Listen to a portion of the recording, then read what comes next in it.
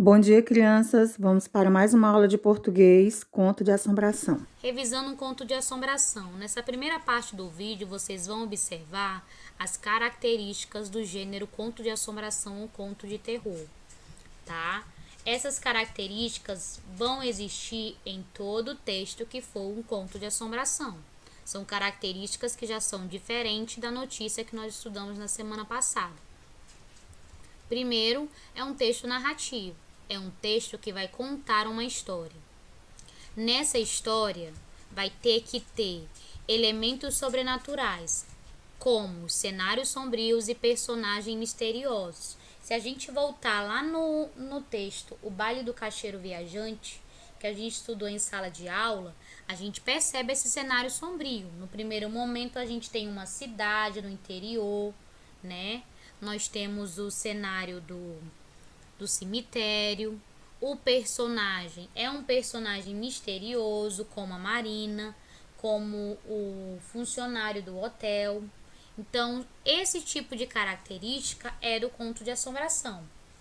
E aí também vai ter alguns personagens lendários, que são os vampiros, lobisomens e mortos-vivos. Nem sempre a narrativa acaba com um final feliz. Exemplo, no texto Baile do Caixeiro Viajante, a gente viu que a descoberta que o Leôncio fez no final do texto não foi algo bom, né? Então, nem sempre as histórias vão acabar com um final feliz. E o último detalhe e importante é que esse conto de assombração, ele vai narrar uma história, ele vai narrar situações que vão despertar o medo no leitor.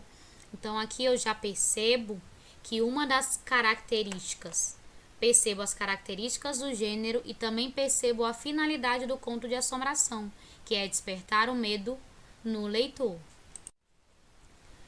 Revisando o conto de assombração, e aí nós temos uma coisa muito importante. Toda vez que a gente trabalha os textos narrativos, a gente tem que entender que nesses textos narrativos eu tenho os elementos da narrativa, que são aquelas informações que não podem faltar no meu texto, que é quem, que refere-se aos personagens do meu texto. Nem sempre os personagens têm nome, mas esses personagens existem dentro da minha narrativa. O onde, que é o lugar onde acontece a história. O quando, que é o tempo em que acontece a história. E nós também temos o conflito gerador, que é o problema em que os personagens vão estar envolvidos. Então, esses são os detalhes que o meu texto tem que conter. Ao lado, nós vemos a estrutura da narrativa. A estrutura da narrativa, galera, vamos recordar e vamos fixar isso. É a organização das ideias no meu texto. E vamos lembrar também que é uma sequência, tá? Exemplo, primeiro vai vir a situação inicial, que é onde eu vou apresentar meus personagens, vou apresentar o lugar onde vai acontecer a história, tá? Por mais que mude no decorrer do texto, mas no início eu sei onde é, onde tudo vai acontecer, eu sei o lugar, numa cidade do interior, né?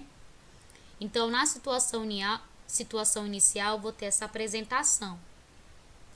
Depois nós temos o conflito gerador, que vai ser o problema em que os personagens vão estar envolvidos, tá? E é esse conflito que vai mudar totalmente o rumo da minha história, porque como o nome já diz, ele é o que vai gerar a história.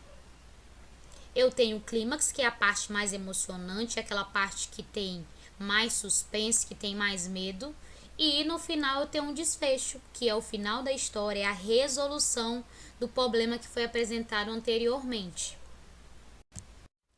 E aí, analisando o texto que vocês vão fazer a atividade de hoje e também de quarta, nós temos um texto do Ricardo Azevedo. Esse texto ele está fragmentado, tá? Ele não está completo. O título do nosso texto é o lobisomem. E aí vamos observar todas essas palavrinhas que estão em vermelho, gente, são os elementos da minha narrativa. Onde que aconteceu a história? Em Rio do Antônio, interior da Bahia. Quem são os personagens? Mulher grávida de 7 meses e o marido, né? Quando que os fatos ocorreram? Certa noite, numa noite de lua cheia, meia-noite. Então, olha a presença desses elementos que a gente citou anteriormente. Tá? Aqui a gente não sabe o nome do marido, nem o nome da mulher. Mas a gente entende que eles são personagens porque os personagens são aqueles que participam das ações no texto. E ao lado a gente vai ver toda a estrutura da narrativa. Eu tenho a minha situação inicial, que é o início da história, e aí lembra que eu falei para vocês. Em alguns textos nós vamos ter a situação inicial e o conflito gerador no mesmo parágrafo. Obviamente isso não é uma regra. Nesse, todas essas informações são no primeiro.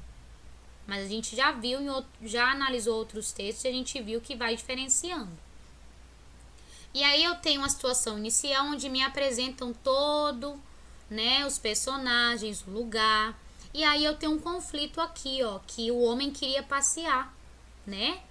Só que era o quê? Era noite de lua cheia, né? Era meia-noite. Então esse é o meu conflito.